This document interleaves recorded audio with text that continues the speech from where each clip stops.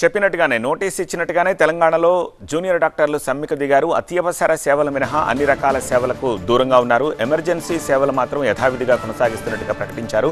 ప్రభుత్వం ముందు 8 డిమాండ్లు ఇచ్చారు వైద్యులు.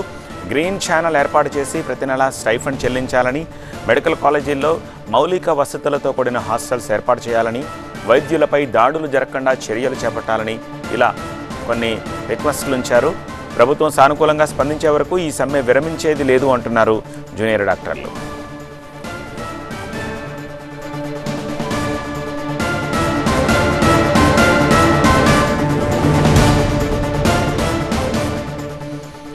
మా వేతనం మా హక్కు, ప్రాణాలు కాపాడే వృత్తిలో ఉన్నాం, మా ప్రాణాలకు రక్షణ కల్పించాల్సిన బాధ్యత ప్రభుత్వాందే అంటూ జూనియర్ డాక్టర్లు సమ్మెకు దిగారు. రాష్ట్ర వ్యాప్తంగా అన్ని ప్రభుత్వ ఆసుపత్రుల్లో ఓపీ సేవలు, తాత్కాలిక ఓటీ సేవలను బహిష్కరించి జూనియర్ డాక్టర్లు సమ్మెలో పాల్గొన్నారు. అత్యవసర సేవల మినహా అన్ని రకాల సేవలకు దూరంగా ఉంటున్నట్టు ప్రకటించారు. ఈ నెల 18న సమ్మెకు నోటీసులు ఇచ్చిన జూనియర్ డాక్టర్లు ఇవాల్టి నుంచి నిరవధిక సమ్మెకు దిగారు. ప్రభుత్వం ముందు 8 డిమాండ్లు ఉంచారు. వాటి పట్ల సానుకూలంగా స్పందించే వరకు సమ్మె కొనసాగుతుంది అంటున్నారు. హైదరాబాద్ గాంధీ ఆసుపత్రి దగ్గర జూనియర్ డాక్టర్లు పెద్ద ఎత్తున సమ్మెలో పాల్గొన్నారు. దీనిపై మా సీనియర్ కరెస్పాండెంట్ ఏలేందర్ మరింత సమాచారం అందిస్తారు.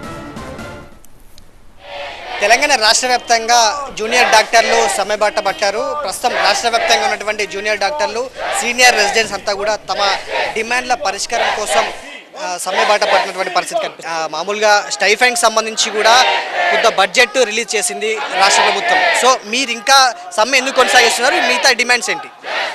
సో బడ్జెట్ రిలీజ్ చేసింది అంటే గవర్నమెంట్ మాకు రిలీజ్ చేయడం ఒకటే కాదు, రెగ్యులర్గా మాకు ఈ డేట్లో ఇప్పుడు ఎట్లయితే గవర్నమెంట్ ఎంప్లాయీస్కి 1st to 10th ఈలోపు వస్తుందో మనకు కూడా అట్లనే ఈ నిర్దిష్టమైన టైం ఒకటి కావాలి. ఈ టైంలోపు ప్రతి ఒక్క జూనియర్ డాక్టర్స్ అవుతుందో వాళ్ళ అకౌంట్లో వెళ్ళిపోద్దని దానికి ప్రాపర్ గైడ్లైన్స్, నిర్దిష్టమైన గైడ్లైన్స్ లేవు.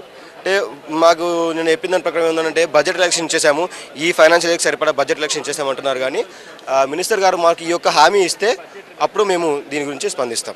మిగతా డిమాండ్స్ అంటే స్టైఫండ్ సంబంధించి కొంత పురోగతి వచ్చినప్పటికీ కూడా మిగతా విషయంలో కూడా మీ డిమాండ్స్ గురించి కొట్లాడుతున్నారు కదా, ఏంటి ఆ సమస్యలు ఏంటి? సెక్యూరిటీ ఇష్యూస్ అండి, సెక్యూరిటీ ఇష్యూస్.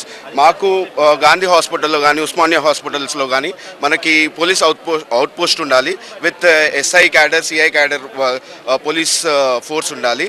అండ్ ఈ మధ్య చూస్తే బాగా సెక్యూరిటీ లేకపోవడం వల్ల మా డాక్టర్స్ పైన దాడులు జరుగుతున్నాయి.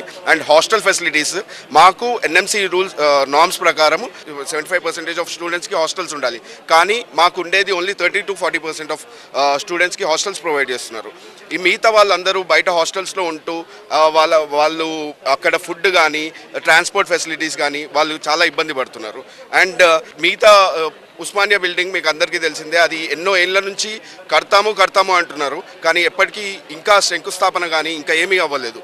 అంటే ప్రజాభవన్ కట్టేందుకు మనీ ఉన్నాయి, న్యూ సెక్రటరేట్ కట్టేందుకు మనీ ఉన్నాయి. కానీ ఒక హాస్పిటల్ ఏదైతే హాస్పిటల్ మనకి ప్రజలకు ఉపయోగపడుతుందో, వాళ్ళ హెల్త్ ఏదైతే కాపాడుతుందో అది దాన్ని కట్టేందుకు ఫండ్స్ లేవని చెప్తుంటారు. మౌలిక వసతులు అంటే హాస్టల్లో ఫెసిలిటీస్ సరిగా లేవు అని చెప్పేసి డిమాండ్స్లో ఉంది. సో ఎలాంటి ప్రాబ్లమ్స్ ఫేస్ చేస్తున్నారు? హాస్టల్స్లో కావచ్చు, హాస్టల్స్ లేకపోవడంలో కావచ్చు, ఎట్లాంటి ప్రాబ్లమ్ ఫేస్ చేస్తున్నారు? మీరు ఈ స్ట్రైక్ ద్వారా ఏం చెప్పదలుచుకున్నారు? 150 మెంబర్స్ ఎన్రోల్ చేసుకున్నారు అనుకోండి హాస్టల్లో.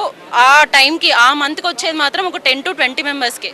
అంటే మిగతా 150లో 10 to 20 ఇంకా 130 మెంబర్స్కి ఇంకా హాస్టల్ లేదు. వాళ్ళు బయటనన్ను ఉండాలి, లేకపోతే డే స్కాలర్స్ అంటే పేరెంట్స్తో అన్న ఉండాలి. కానీ హాస్టల్లో ఉండే ఫెసిలిటీ అయితే లేదు. వాళ్ళు ఎక్కడ ఉండాలి? నైట్ డ్యూటీస్లో వాళ్ళు ఎక్కడ ఉండాలి? First question. ఇంకా ఉన్న వాళ్ళకి ఫెసిలిటీస్ ఉన్నాయా లేదా? డ్రింకింగ్ వాటర్ ఫెసిలిటీస్ అయితే ఇప్పటి వరకు లేదు. ఓవరాల్గా ఇప్పుడు స్ట్రైక్కి దిగారు. స్టైఫండ్ విషయంలో కొంత క్లారిటీ వచ్చింది. అంటే ఈ రోజు స్ట్రైక్ కంప్లీట్ అవుతుంది, ఈ రోజు స్ట్రైక్ కంటిన్యూ అవుతుంది. ఫర్దర్గా నెక్స్ట్ ఫర్దర్ స్టెప్స్ ఎట్లా ఉండబోతున్నాయి, ఏం డిసైడ్ చేయబోతున్నారు? ఇది ఇంకా మేము ఇదే విధంగా కంటిన్యూ చేస్తాము, ముందుకెళ్తాము. గవర్నమెంట్ మన మినిస్టర్ గారితో కానీ వాళ్ళ డిపార్ట్మెంట్ సైడ్ నుంచి కానీ వాళ్ళు ఇచ్చే హామీలని బట్టి మేము ఇంకా ముందుకెళ్తాం.